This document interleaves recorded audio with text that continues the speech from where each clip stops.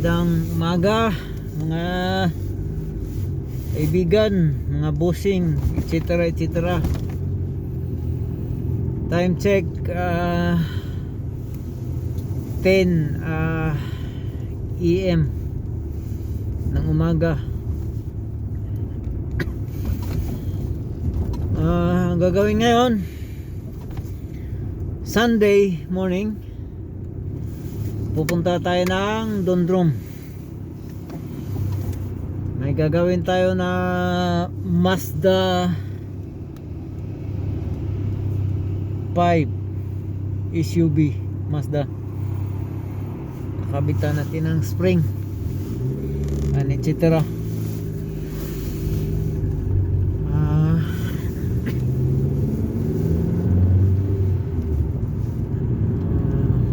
Pupunta na tayo ngayon. So ayos lang ang panahon ngayon, medyo maaraw, walang malamig pero walang snow, walang snow ngayon, which is the good thing, walang snow. Saka ayos lang din pagka nag snow dito, hindi naman masyadong snow talaga na pinapala yung snow, hindi. Merong snow dito pero mild lang siya. This is good thing. So binaybay natin yung kahabaan ng Tala bypass papuntang Dondrom. So ito ano akong kinabuhi dire during work hours, day off. Sa nga pala, nagbago na yung day off schedule ko ngayon. Ang day off ko, which is Saturday and Sunday, it's a good thing. So Saturday and Sunday, yun lang talaga ang panahon na magagawa ko yung sasakyan ninyo. So please bear with me. Hanapan natin ng paraan para ma-accommodate natin lahat. Yung sa Drogheda, medyo nagtampo yung sa Drogheda. Malaki kasi yung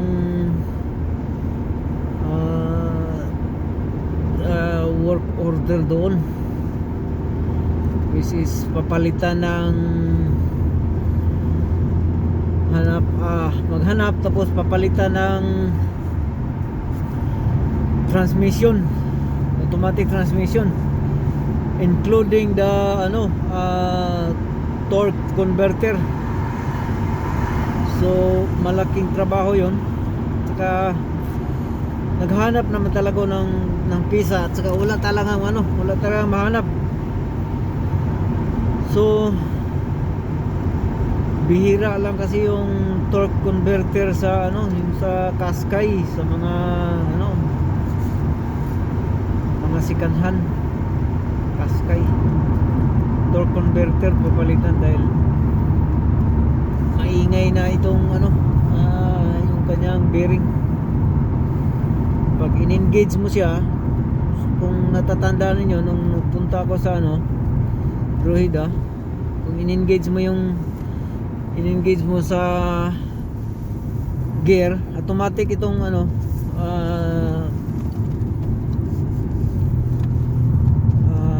Nissan Qashqai na 07 automatic transmission.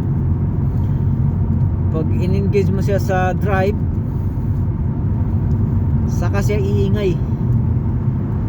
Tapos pagka naka-neutral naman or naka-park, tahimik yung kanyang engine. Tahimik. So during engagement lang sa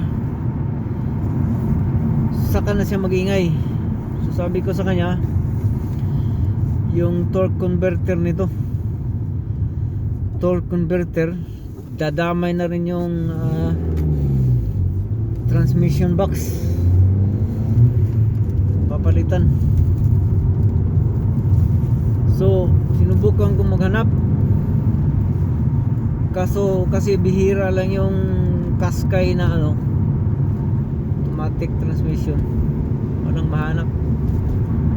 So nagtampo siya sa akin. Ano magagawa ko pag wala tayong mahanap? Kung gusto mo, mabili ka ng sa dealership, masyadong mahal daw. Tiksa ko sa kanya na ikaw na lang maghanap, kasi para mas marami kang time. Ako rin saglit lang rin ako makapunta, kasi makapunta lang ako doon pagka sa may mga second hand parts. Makapunta lang ako pagka mayroong occasional lang. So yun, nagtampo siya sa akin. Ikaw bahala ka, basta ginawa ko ng naghanap ako. Walang mahanap talaga. Saka busy na kasi. Pero kahit busy tayo, sinusubukan natin na ma-accommodate lahat, no? Saka sana maintindihan nyo ako, dahil kahit nga gabi, yung kapitbahay namin doon kumakatok sa pintuan. So kahit gabi, ginagawan ko ng aksyon para magamit yung kanyang sasakyan pang trabaho. Alam mo na dito, kasi yung sasakyan ang pinaka talaga, basic needs talaga ito. Yung sasakyan, kailangan gumagana ang sasakyan palagi para makapunta ng trabaho at walang aberya. So kung meron kayong breakdown kaya ng dati, palagi akong nagre-rescue din. Pwede nyo rin akong tawagan o kaya i-PM. Re-rescue ko kayo kahit saan, basta magawa sa ating makakaya. Kakayanin natin mapuntahan kayo para ma-rescue. So yun. Tsaka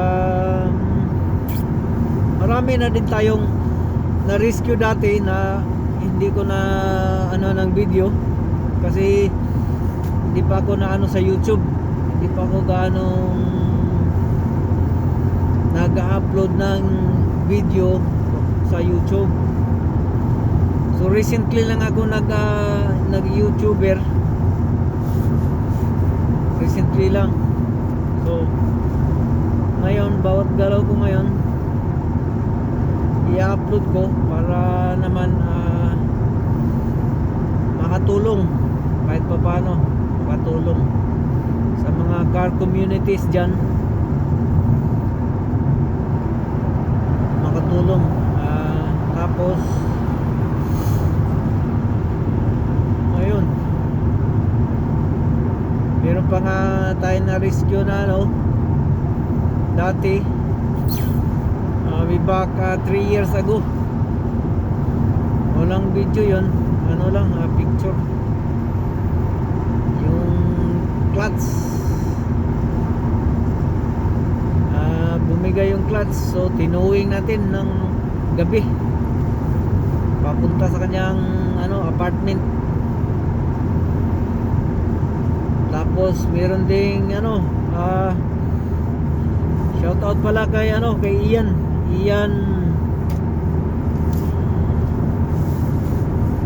Ian Garbino sa taga Canada. Ian Garbino sa Canada. Yung nagre-repair siya, ni-repair ako sa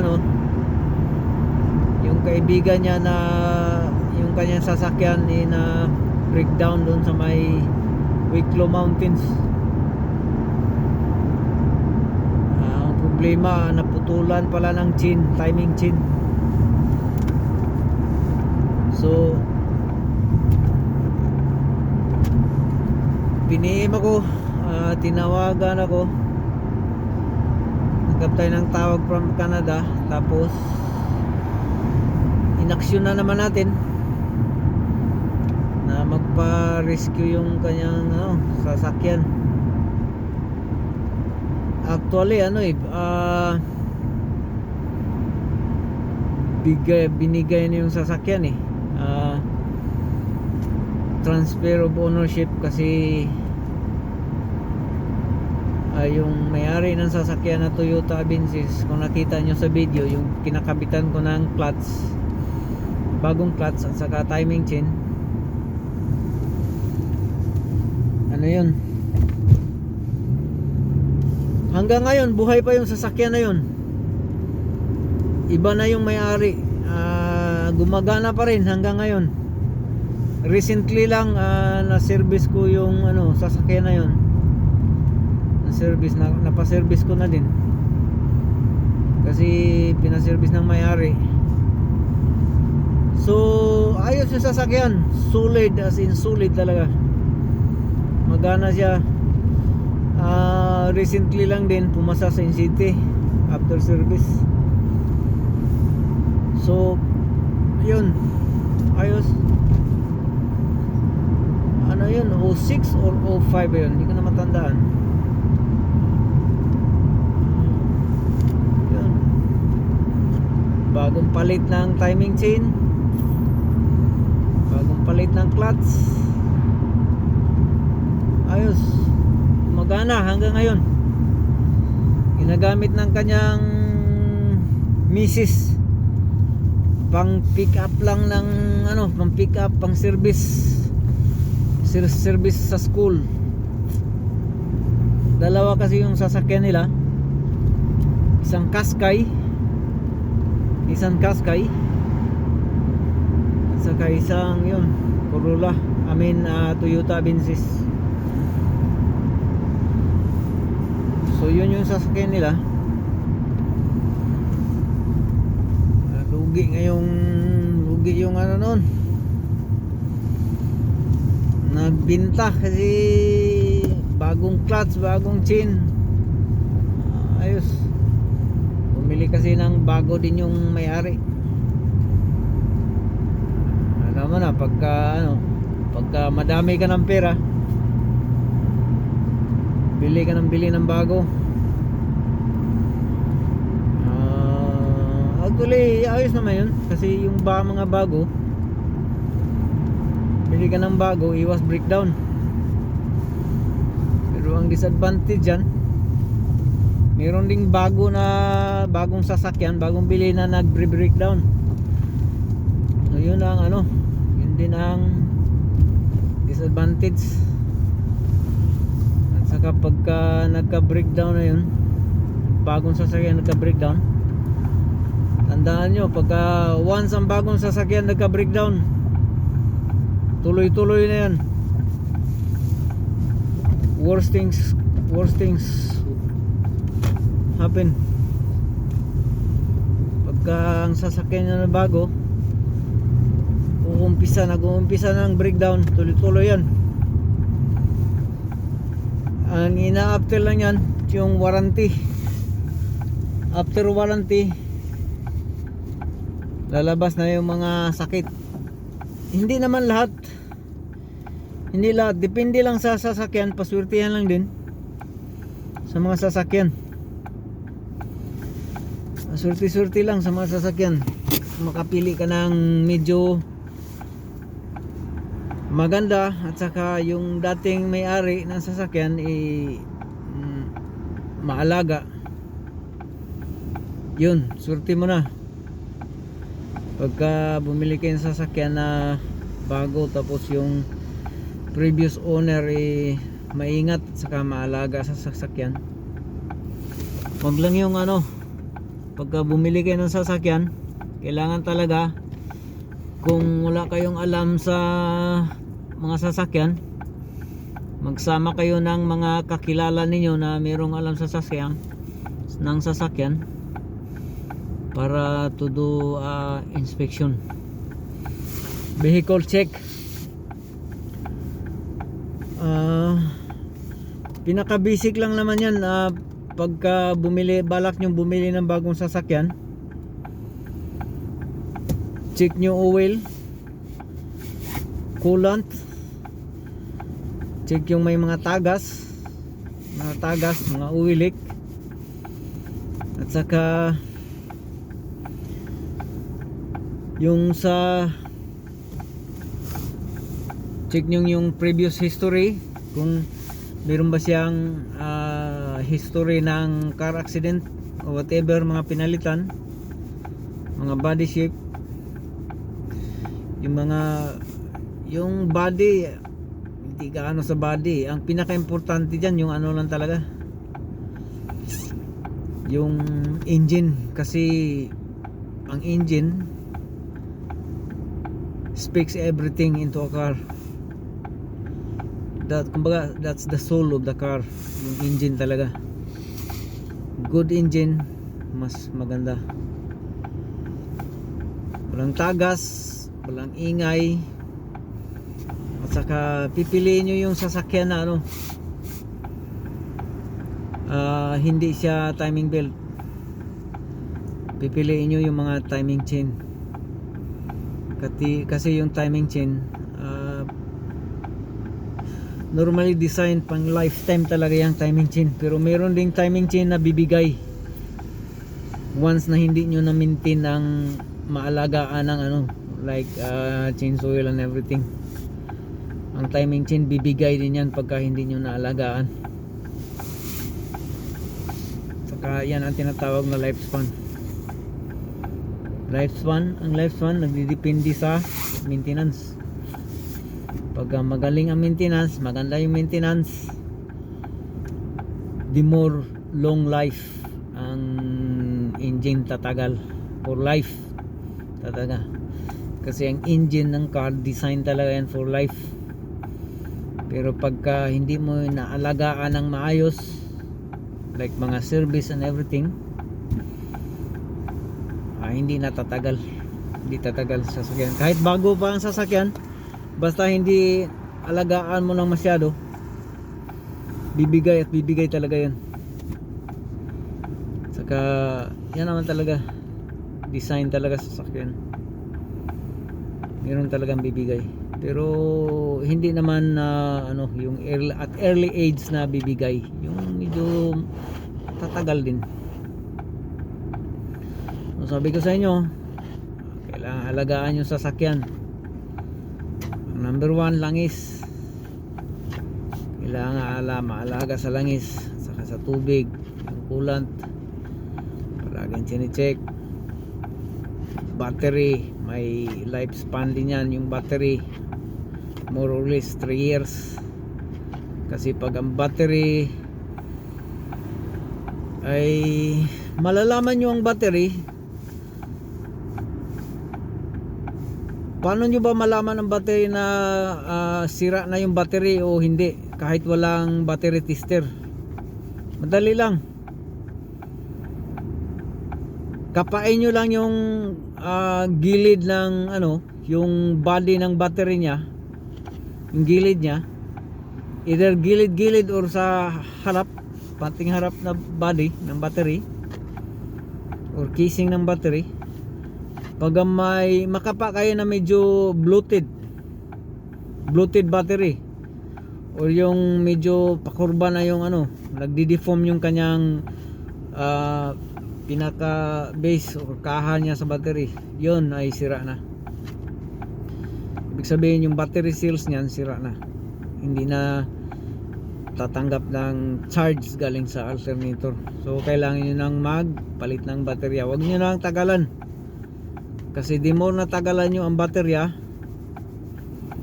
di more na mas maraming gagastos na masira. Sisirain niya yung alternator, kasi yung alternator nagcha-charge ng battery pagka tumatakbo yung makina, nagcha-charge siya. So kung sira yung battery cells, hindi na siya makatanggap ng charge.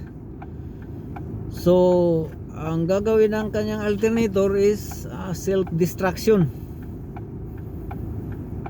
kasi wala siyang mapagbigyan ng charge. So madi-destroy yung alternator, which is mahal.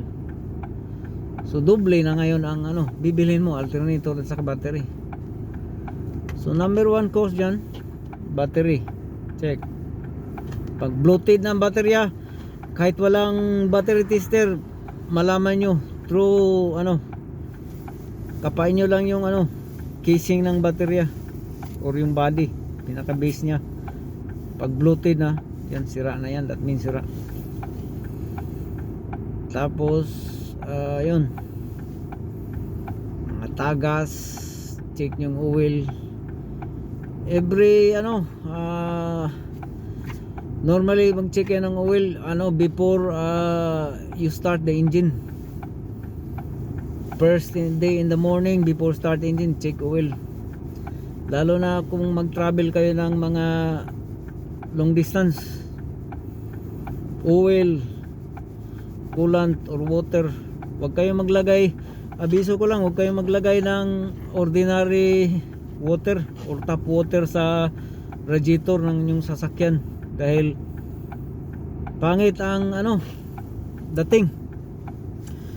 Kasi I remember sa before, may Nissan Micra, yon Nissan Micra, nilagyan niya ng water for so many years. Water lang, yung tap water yung nilalagay niya. Walang magandang naidudulot yung tap water. Nag-cause ito ng kalawang at saka corrosion doon sa loob ng engine block, pati sa radiator nadamay. Nag-cause ng corrosion, nagbablock doon sa pins ng radiator, at saka na-damage din yung thermostat. So everything, bilhan na ng everything, kasi nga hindi na gumagana yung radiator, nagbablock na, puno na ng kalawang yung mga pins. So hindi na dadaloy yung water circulation, hindi na nag-circulate dahil barado yung kanang radiator, at saka yung thermostat sira na din. Yung coolant kasi guys, hindi yan ordinary na coolant lang. May acting ingredient yan na para pang lubricant sa water pump, sa thermostat, at sa everything within the engine block. Hindi siya mag-cause ng harm doon sa engine block sa loob, o sa radiator, water pump, and everything. So mag-ingat din kayo pagpili ng coolant. Alam nyo ang coolant, merong blue, merong pink, merong green. So ang engine block, merong kanya-kanyang specification yan sa coolant through color system. Pero universal na ginagamit is yung pink. Yung sa mga BMW is yung blue coolant, yung sa mga BMW normally. Pero yung iba pink na la, pink. At saka meron ding all makes and model na coolant. Kung medyo duda kayo sa ilalagay nyo, doon na kayo sa all makes and model na coolant panglagay. which is ayos din. So at saka yung ano, specification ng oil, like sa gamot, ang oil meron ding generic. Like ang pinaka generic na ginagamit sa sasakyan, all make and model is 5W30 kasi ano to, general use ito. Saka mas maganda din pagka ano, just in case na magduda kayo kung anong oil ang gagamitin nyo, so gamit na lang kayo ng generic. Pagka medyo mahal yung ano, tawag nito, may mga branded kasi na mga oil, medyo mahal. Ang naka-advantage lang sa mahal na mga oil is pwede mo siyang tagalan ng 1 year, saka ka mag-service, mag-change. Pero yung mga medyo mumurahin na oil,